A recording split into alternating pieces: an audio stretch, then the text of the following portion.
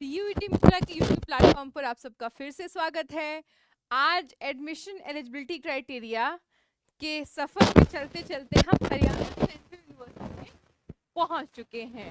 तो Haryana central university में admission criteria क्या है उसके बारे में हम मेनली बात करेंगे।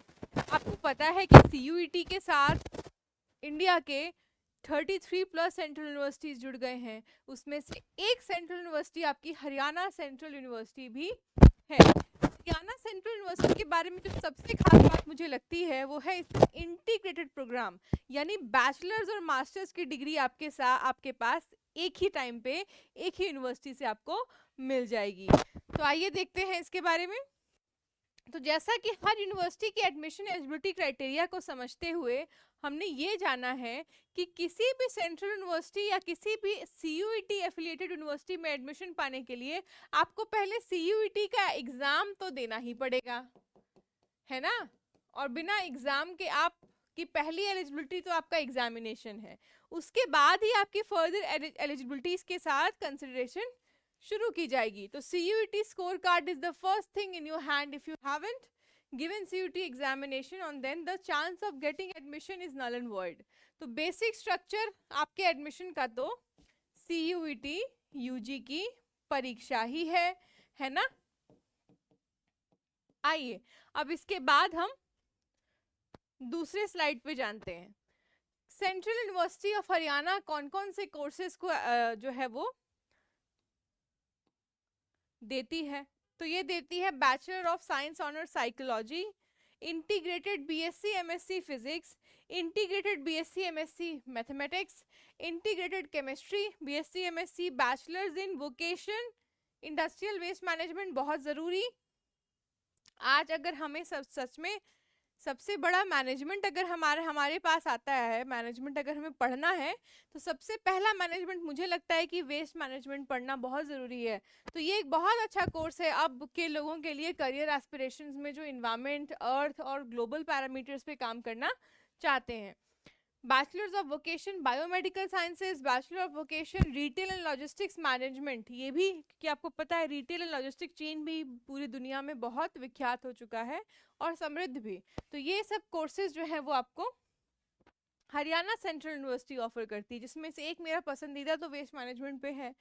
ठीक है, अब यहाँ पे आप देख सकते हैं कि इनके साइट से मैंने इनका इम्पोर्टेंट नोटिस जो है वो लिया है। ये इम्पोर्टेंट नोटिस क्या है, तो विश्वविद्यालय में निम्नलिखित श्रेणियों के लिए प्रवेश में अतिरिक्त कोटा, ये कोटाज है, जैसे कि बाकी यूनिवर्सिटीज में एडमिशन एलिजिबिलिटी में कोटा सीट्स होती हैं, रिजर्वेशन सीट्स होती हैं, यहाँ पर भी है।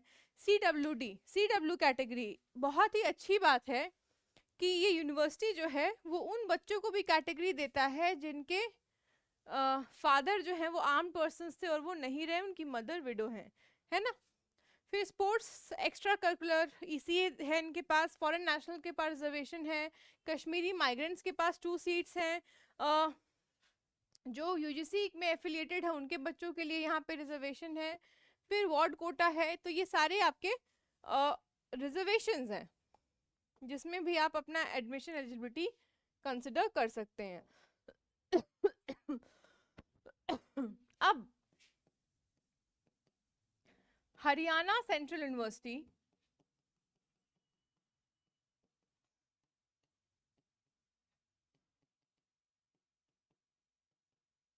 आपके एकेडमिक ग्रोथ के लिए, यानी जिन लोगों को अपना एकेडमिक्स किसी सब्जेक्ट में दिखता है जो ये यूनिवर्सिटी ऑफर कर रही है, तो आपका एकेडमिक बूस्ट इस यूनिवर्सिटी में एडमिशन के बाद हो सकता है।